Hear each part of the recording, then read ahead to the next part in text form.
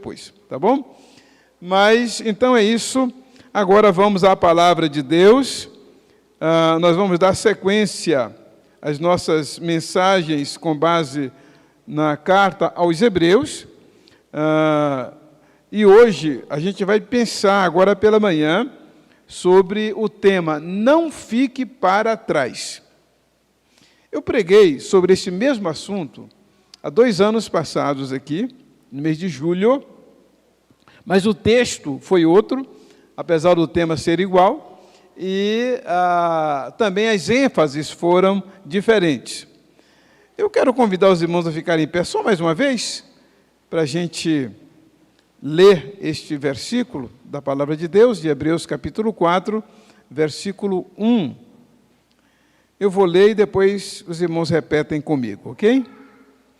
Temamos, pois, que, porventura, deixada a promessa de entrar no seu repouso, pareça que algum de vós fique para trás. Vamos ler juntos? Temamos, pois, que, porventura, deixada a promessa de entrar no seu repouso, pareça que algum de vós fique para trás.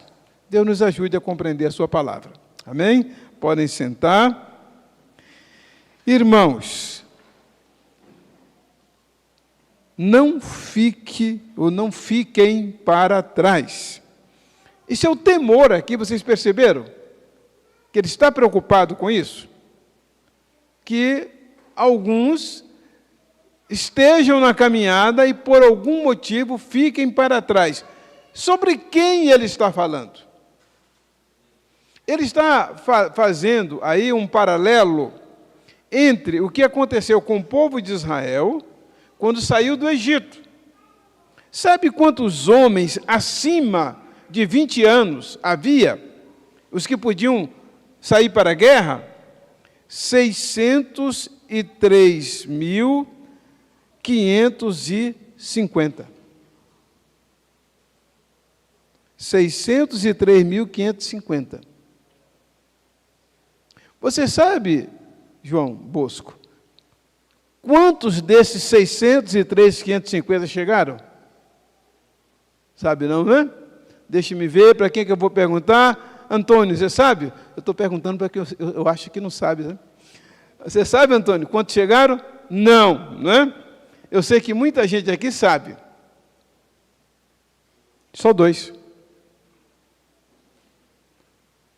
Irmãos, olha, 603.548 morreram no deserto, não entraram. Isso eu estou falando daqueles que foram contados. Porque havia as mulheres e havia aqueles que tinham abaixo de 20 anos. Que estes, quando chegaram lá, chegaram a mais de 600 mil. Estes abaixo de 20 anos. Mas por que somente esses outros entraram e os abaixo de 20 não entraram? Porque quando foi para eles entrarem em Canaã, eles falaram assim: nós e os nossos filhos vamos morrer.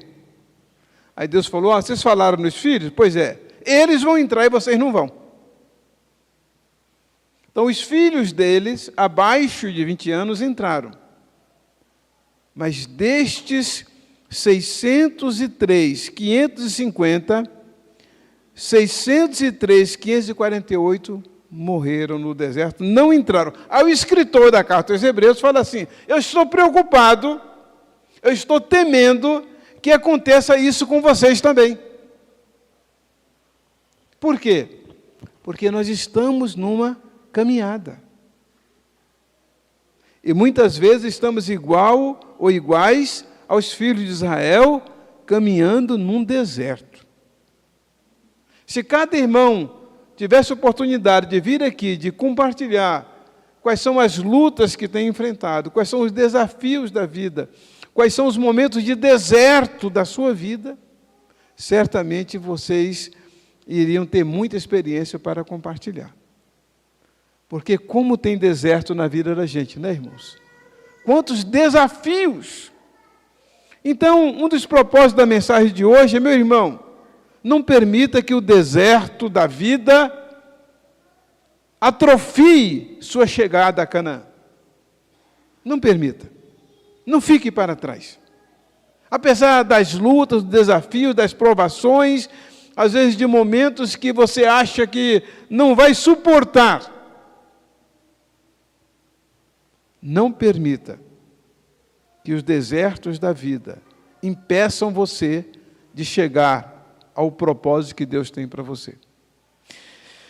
Lá no Rio de Janeiro tinha uma irmã que o filho dela era um portador de deficiência física que vivia acamado o tempo todo. E aquela irmã, o nome dela é Elza Boixá. Se os irmãos lá do Rio estiverem me acompanhando agora, essa irmã para mim era uma heroína. A luta daquela irmã com aquele filho. Aquela irmã nunca estava triste. Estava sempre alegre, sempre firme, sempre sorridente e participando dos cultos especiais da igreja, cultos de oração. Aquela irmã firme junto ali, servindo a Deus. A irmã Neuci, que está me acompanhando agora, Marcos e Neuci. A irmã Neuci tem uma enfermidade neurodegenerativa, que ela está prostrada. Ela está se alimentando através de sonda. Só ela e o Marcos em casa, o filho. Aquele rapaz que está dedicando a vida dele, esse rapaz, Marcos, Deus te abençoe, meu irmão, está dedicando a vida dele para cuidar da mãe. E sabe uma coisa que eles querem, irmãos? Eles querem ser membros da nossa igreja. Olha que coisa. Tantos outros irmãos que estão lidando com enfermidades, com desafios, em casa, lutas em casa. Por isso que o escritor diz, olha, não se atenha ao deserto. Não permita que o deserto atrofie sua caminhada. E ele fala, temamos, pois, que, porventura, deixada a promessa de entrar no seu repouso, pareça que algum de vós fique para trás. Não fique para trás, meu irmão. Esta é a pergunta, né? A mensagem hoje, estou fazendo algumas perguntas. Primeiro, qual é o temor do escritor da carta aos Hebreus? E aí vocês veem que pareça que algum de vós fique para trás. Algumas versões falam que algum de vós tenham falhado, mas eu preferi essa exatamente para trazer à nossa mente o significado do que ele está dizendo.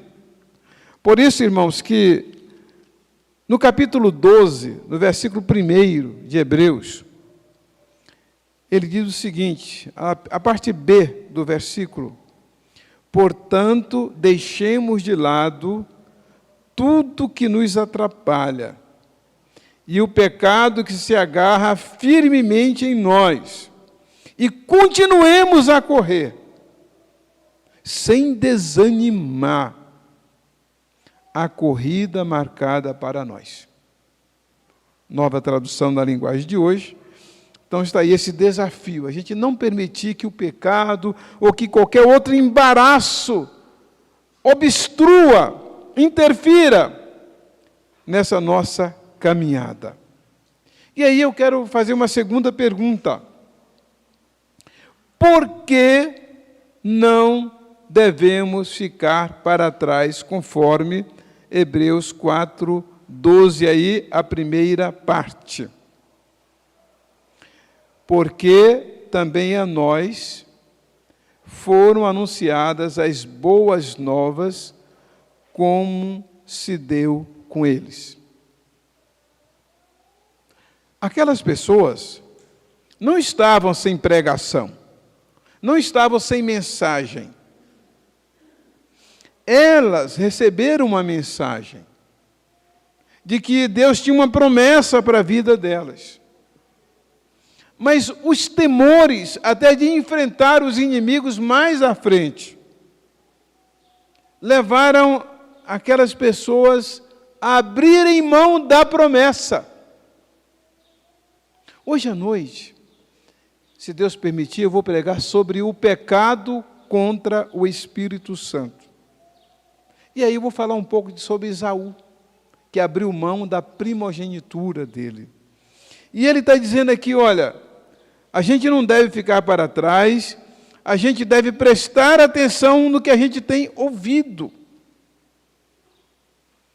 Porque a gente pode mudar o curso da vida da gente. Imagine que aquelas pessoas que estavam no deserto estavam prestes a entrar na Canaã, de mudar a história delas.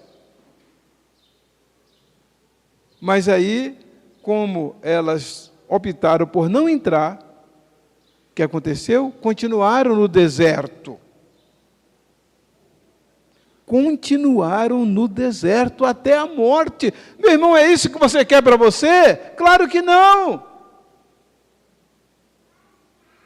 Então a gente precisa avançar. Não pode permitir que o deserto tire a nossa esperança. Que os desertos da vida anulem as promessas que Deus nos fez. Porque tem uma questão mais grave nisso aí. Porque aquelas pessoas não tinham a revelação que nós temos. Nós hoje sabemos o que aconteceu. Nós hoje conhecemos o cumprimento das promessas de Deus. Naquele tempo, elas tinham parte da revelação. Mas nós não. Então, uma vez que nós temos uma revelação maior, e o escritor nos alerta, olha, assim como a promessa foi feita a eles, porque também a nós foram anunciadas boas novas, como foi anunciado para eles. Então, assim como eles foram prostrados no deserto, porque não creram nas promessas, não se apropriaram das promessas, também nós, é isso que o escritor está dizendo aí. E aí, ele nos alerta em Hebreus 6:12, para que vos não façais negligentes, mas sejais imitadores dos que pela fé e paciência herdam as promessas. Não vamos imitar aquele pessoal. Vamos imitar aqueles que herdaram as promessas. Por isso que lá no versículo 12, ele vai dizer, portanto nós também, capítulo 12, versículo 1. Portanto, nós também, pois que estamos rodeados de uma tão grande nuvem de testemunha, deixemos todo o pecado e o embaraço que tão de perto nos rodeia e corramos com perseverança a carreira que nos está proposta. Por isso. Então, a gente deve se firmar nas promessas e não no deserto. Olhar para Jesus, vamos ver daqui a pouco. Terceira pergunta que eu faço. Por que muitos ficaram para trás? Aí o capítulo 4, versículo 12, a parte B. Mas a palavra que ouviram não lhes aproveitou, visto não ter sido acompanhada pela fé naqueles que a ouviram. O que ele está dizendo? As pessoas, vamos contextualizar aqui, iam para a escola bíblica dominical, participavam da escola bíblica, participavam do culto, mas não exerciam a fé. A fé não estava misturada, não estava junto. Era algo muito da cabeça, da intelectualidade, do conhecimento. Não era do coração. Então, nós devemos prestar atenção, porque diz assim, que assim como a promessa foi feita a eles, mas a palavra que ouviram não lhes foi visto não ter sido acompanhada pela fé naqueles que a ouviram. Mas a palavra foi dada a eles como a nós vimos anteriormente. E aí, irmãos, isso nos faz lembrar da diferença entre o homem que construiu a casa sobre a areia e o homem que construiu a casa sobre a rocha. Não é sobre isso que Jesus está falando. Ele está falando sobre as pessoas que ouvem, mas não cumprem. Que ouvem a palavra, mas não cumprem.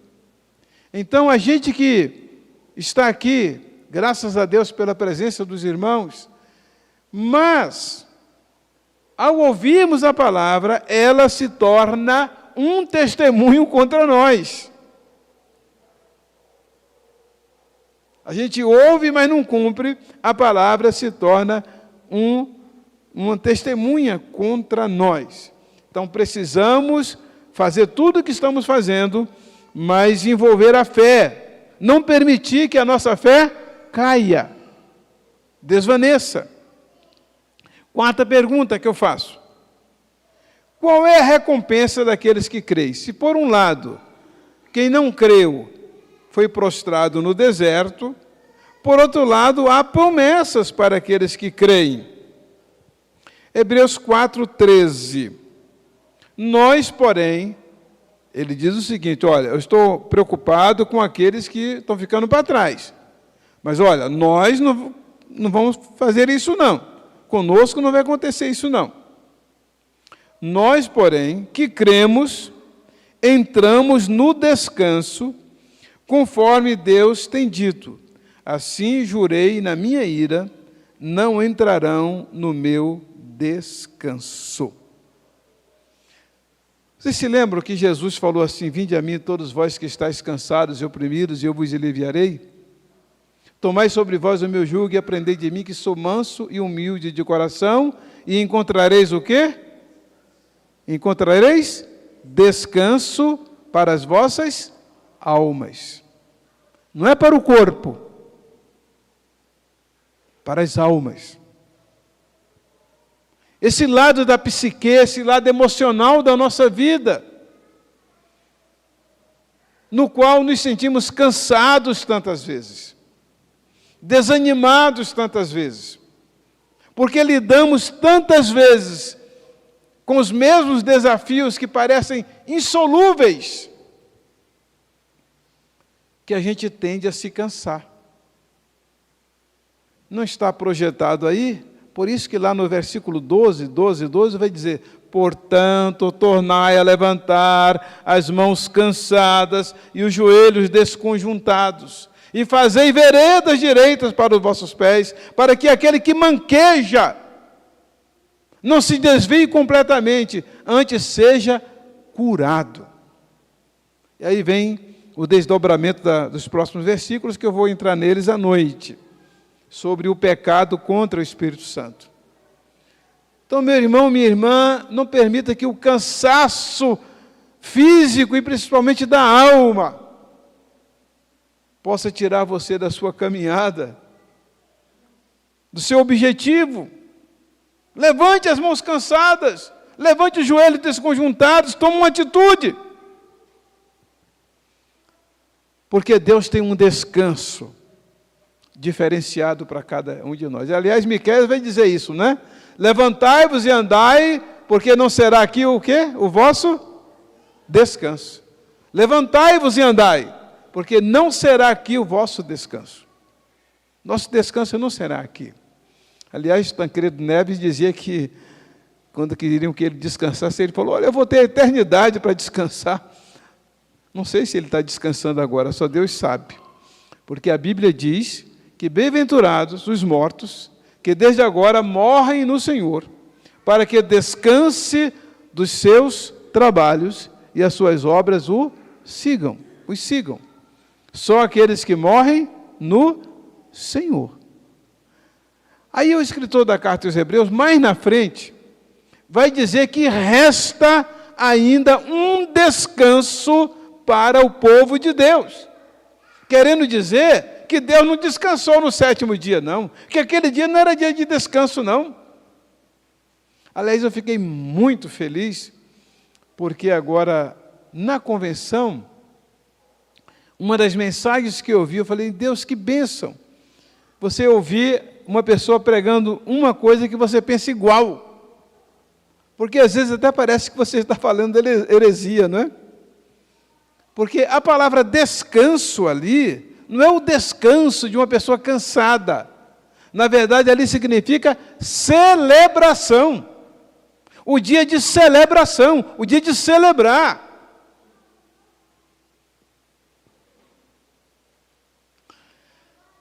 Resta ainda uma celebração, resta ainda um descanso para o povo de Deus. E ele vai dizer isso mais aqui na frente, porque ele falou, olha, Moisés não deu descanso para eles, não.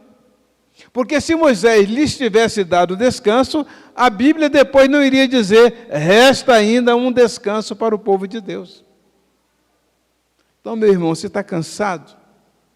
Me fez lembrar agora daquela música, né? Tua alma está ferida, magoado o coração, a tristeza que se apoderou de ti.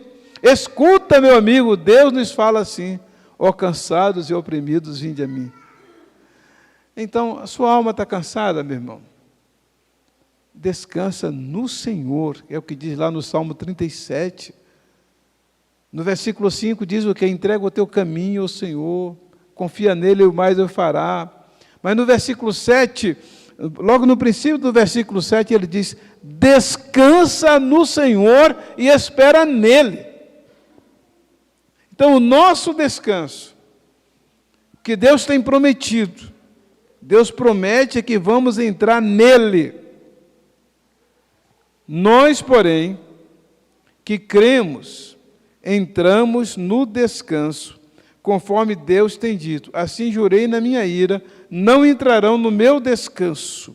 Aqueles que se afastam, aqueles que não completam a corrida, que não prosseguem, viverão para sempre cansados. Quinta e última pergunta. Conforme Hebreus 4:13b, desde quando Deus preparou o nosso descanso? Olha aí. Não é extraordinário isso? Que Deus programou tudo certinho? Embora, certamente, as obras estivessem concluídas desde a fundação do mundo. O que acontece com um pai e com uma mãe quando eles vão receber um filho? Quando uma mãe está grávida para receber um filho, uma filha, o que eles fazem? Deixa para comprar o bercinho depois que a criança nasce? Deixa para comprar o enxoval depois que a criança nasce? Não. Eles já preparam com antecedência, mediante, normalmente, o quê? Uma ultrassonografia que foi feita, e que mostrou até que sexo vai ser o bebê. Eles se preparam assim. Foram eles que determinaram que aquela criança seria daquele modo? Não. E aí, nós lidamos com uma questão aqui muito importante, que é a questão da presciência de Deus. Aquilo que Deus conheceu por antecipação. Assim como um pai e uma mãe que está para receber um bebê, e então, como eles ficam sabendo que o bebê chegou, aí vem todos os testes, o bebê está chegando, né? Vem primeiro o teste para saber se a mulher está grávida, depois qual é o sexo da criança, toda aquela expectativa, tudo é preparado de acordo com aquele bebê. Assim Deus fez para conosco. Diz que Deus preparou tudo. Quando que Ele preparou tudo? Quando?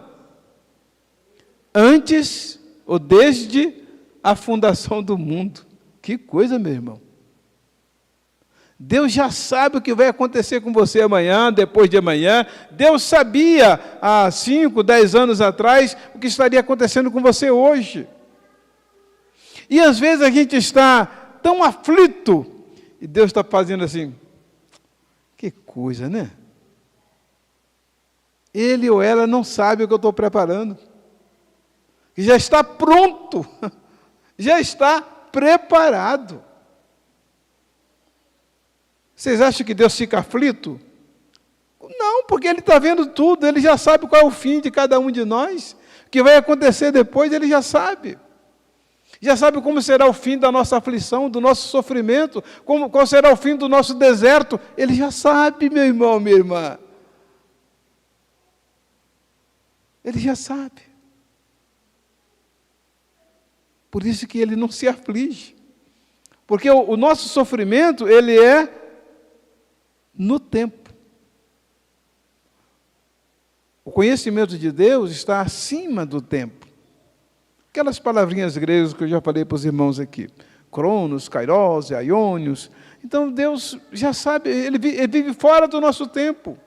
Ele nos acompanha no tempo, mas a existência dele é na eternidade. Então, não se aflija, Deus está no controle.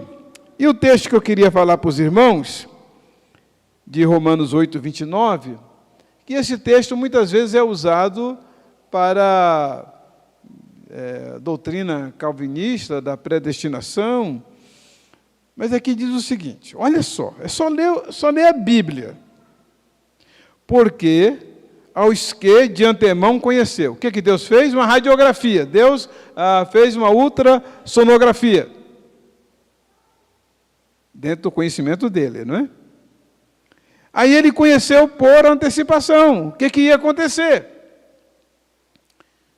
Porque aos que de antemão conheceu, também os predestinou. Disse, olha, vai ser menino, vai ser menina. Então vamos aqui tomar as providências.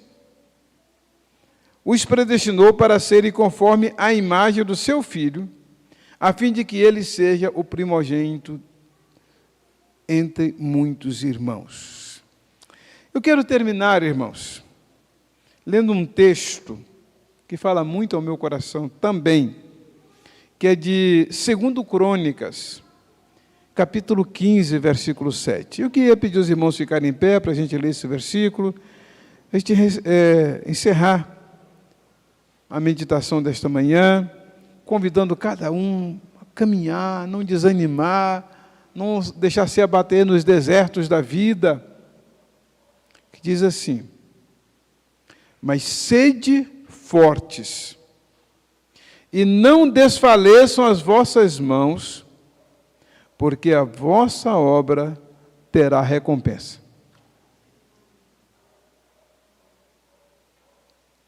Busque força.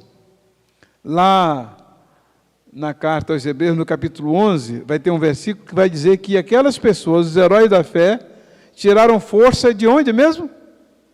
Tiraram força da fraqueza. Tiraram força da fraqueza. De onde não podiam mais tirar força da fraqueza. Por isso que aqui diz, mas sede fortes, e não desfaleçam as vossas mãos, porque a vossa obra terá recompensa.